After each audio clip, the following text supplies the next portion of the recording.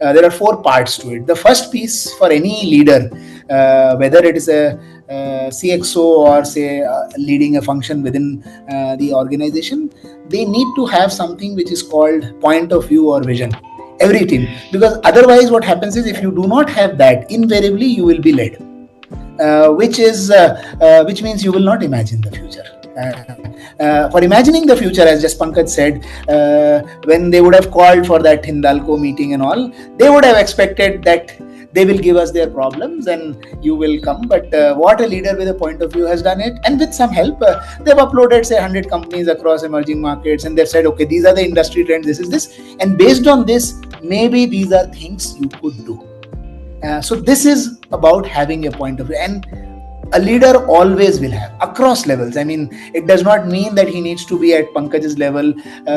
This trait starts emanating from the 7-8 years of experience. You start building point of views.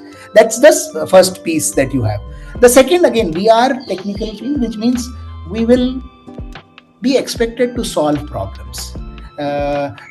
So which means we need to have very strong problem solving, which is where I think, again, as Pankaj said, we need to think frameworks rather than general. So we have to always start saying whether the framework is an algorithm or not, everything, okay, if this is there, then what do we do, how do we do? So having a very strong problem solving design mindset is very, very critical. Otherwise, in analytics, you can again tend to become just a general purpose manager who is just managing what others are. So then you become an operational leader, but your strength does not come. You can grow through the ranks in that, but at some point you will never become a CXO, because CXO needs to have a strong.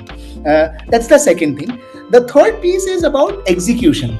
And that again, you can be great at envisioning stuff, you can be great at this, but at the end of the day, if you're not able to tie the knots, which is again where we said we have to build mechanisms of reviews, of cadences, of pods, and today all organizations are agile, trying to be agile. So which means the days of, okay, 3 months, 6 months, we have to be very, very agile. And at the end of the day, every functional leader or any leader has to be very strong in execution. Results are very important. The last piece to me is ambition. You can have all of that, but at some point, and I see that a lot, I'm 45, so a lot of my friends are in this age group. Pankaj would have seen a lot of this more, is at a certain point, what happens is we become comfortable with our lives.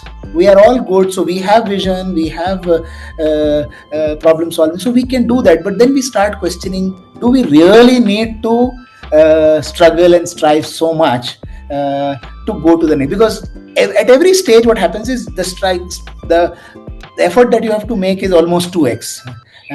So from an analyst to an AVP is a easier journey. AVP to VP becomes director, MD, or whatever, CXO. It becomes, and you cannot do it unless you have ambition. I've seen a lot of people with more caliber and skill but less ambition falling away, and ambition takes it. So that's what I call it, the WAPE model: vision, ambition, PS, and execution. That's the way I look at it. And I try to, in some way or the other, fit this in most people's journeys.